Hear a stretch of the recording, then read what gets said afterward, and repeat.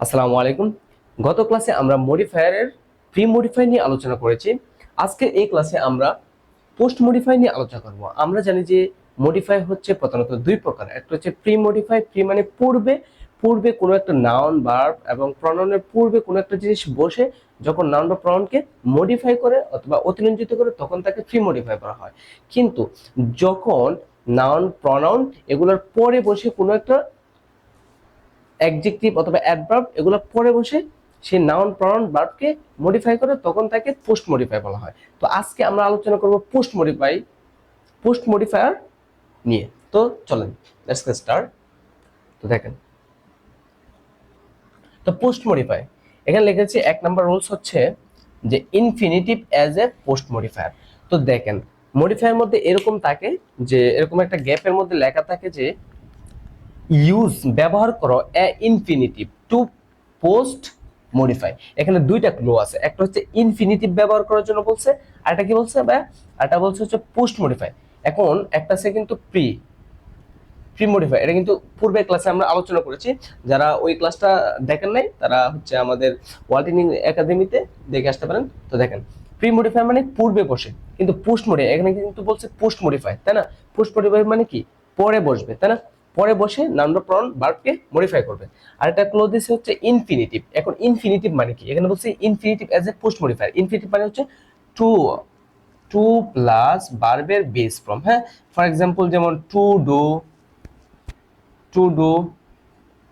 Two ইট, মানে two এর পরে ভার্ব, যে কোনো ভার্বের বেস ফর্ম। এটাই হচ্ছে ইনফিনিটিভ, এটাকে বলা হয় ইনফিনিটিভ। তো এখানে বলছে একটা এক্সাম্পল লিখে রেখেছি যে হি ওপেন্ড দ্য বুক, সে বইটা খুলেছিল। এখানে uses infinitive to post modify the verb. এখানে এই যে এই ভার্বটাকে পোস্ট মডিফাই করার জন্য বলছে, তাই না? হি open the book the lesson, এখানে একটা ড্যাশ আছে, ড্যাশের মধ্যে আমরা কি বসাবো? যে এটা বসাবো অর্থ অনুসারে সেটা কিন্তু মানে ইনফিনিটিভ ফর্ম হইতে হবে, টু প্লাস ভার্বের বেস ফর্ম হইতে হবে। তাহলে টু রিড,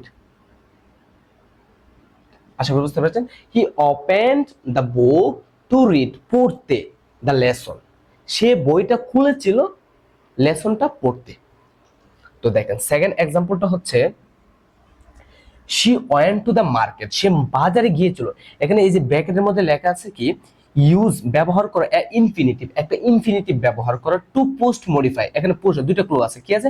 একটা হচ্ছে ইনফিনিটিভ আর একটা হচ্ছে কি পোস্ট মডিফাই। পোস্ট পোস্ট লেখা আছে, পোস্ট থাকলে কি কোন একটা যেটা এই যে ভার্বের পরে বসে সেটাকে ইনফিনিটিভ।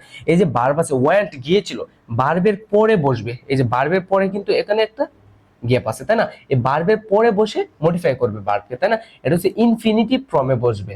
আবার পোস্ট মডিফাই মানে কি ভার্বের পরে বসবে, তাই না? এখন দেখেন, she went to the market some vegetable. She went to the market, মানুষ বাজার কিসের জন্য যায়? কোনো কিছু বাই, ক্রয় করার জন্য। হ্যাঁ, টু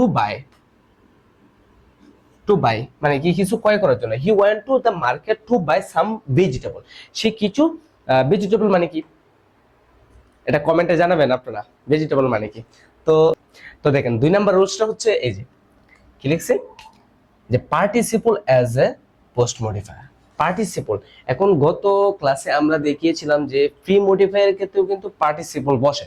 এখন পার্টিসিপল মানে কি? পার্টিসিপল মানে হচ্ছে যখন ভার্ব ওয়ানের সাথে আইএনজি যুক্ত হয়ে সেটা অ্যাডজেক্টিভে কাজ করে তখন সেটা পার্টিসিপল হয়ে যায়। আবার ফার্স্ট পার্টিসিপল হচ্ছে ভার্বের ফার্স্ট পার্টিসিপল ফর্ম, তিন নাম্বার ফর্ম আর কি। তো দেখেন এখানে বলছে পার্টিসিপল। পার্টিসিপল কত প্রকার বলছিলাম?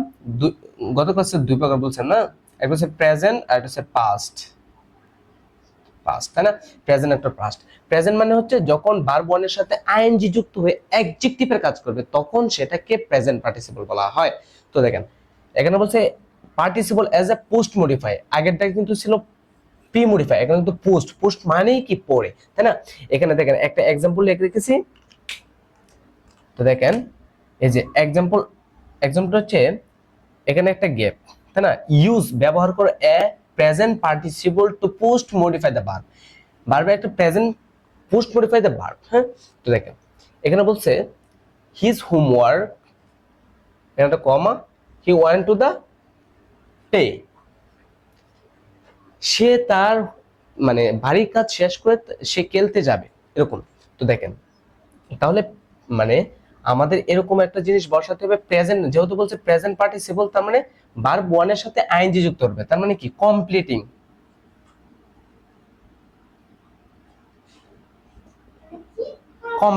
Completing his task, his homework, তার বাড়ির কাজ শেষ করে he went to the play, সে খেলতে গিয়েছিল। তো আশা করি বুঝতে পেরেছেন।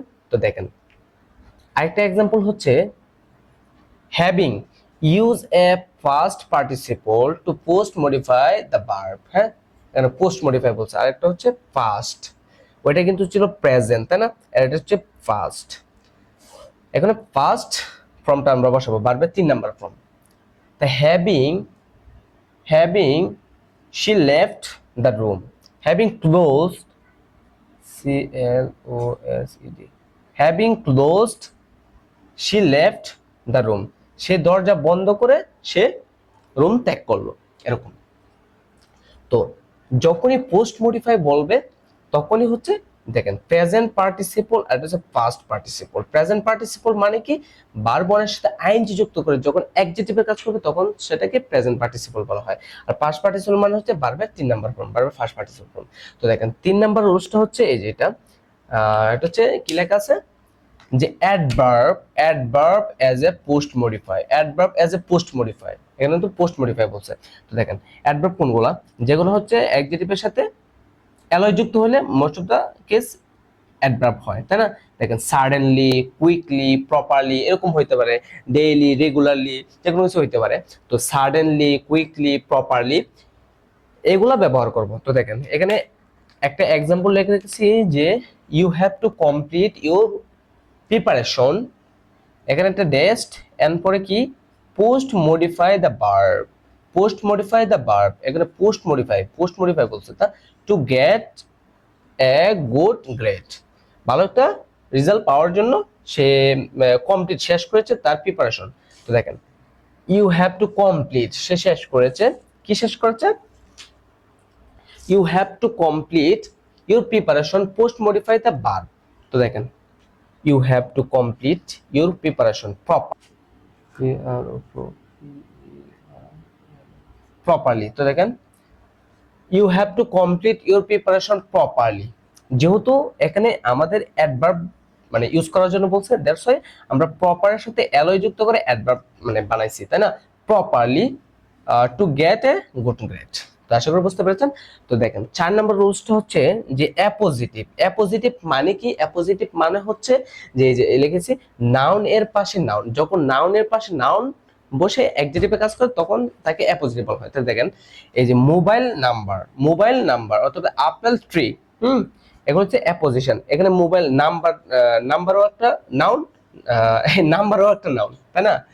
তো দেখেন আপেল একটা নাউন, ট্রি একটা নাউন, দুটাই কিন্তু নাউন একই সাথে বসছে, তাই না। নাউনের পাশে যখন নাউন বসে তখন তাকে অ্যাপোজিটিভ বলা হয়, নাউনের পাশে যখন নাউন বসে তখন তাকে অ্যাপোজিটিভ বলা হয়। তো তো দেখেন এক্সাম্পলটা হচ্ছে যে কাজী নজরুল ইসলাম, এখানে ইউজ অ্যান অ্যাপোজিটিভ বলছে, এখানে কি বলছে ব্র্যাকেটে ইউজ অ্যান অ্যাপোজিটিভ, তাই না। ইজ আওয়ার ন্যাশনাল পোয়েট, কাজী নজরুল ইসলাম হচ্ছে আমাদের রেবেল পোয়েট, ন্যাশনাল পোয়েট অথবা রেবেল পোয়েট। দেখেন এখানে যেহেতু অ্যাপোজিটিভ বলছে তাহলে দুইটা নাউন একসাথে বসাতে হবে, রেবেল পোয়েট, রেবেল পোয়েট, হ্যাঁ, বিদ্রোহী কবি Kazi Nazrul Islam. Kazi Nazrul Islam rebel poet is our national poet, তাই না। তো আশা করি বুঝতে পেরেছেন মডিফায়ার, পোস্ট মডিফায়ার। তো বেস্ট অফ লাক, আবার দেখা হচ্ছে, সি ইউ সুন।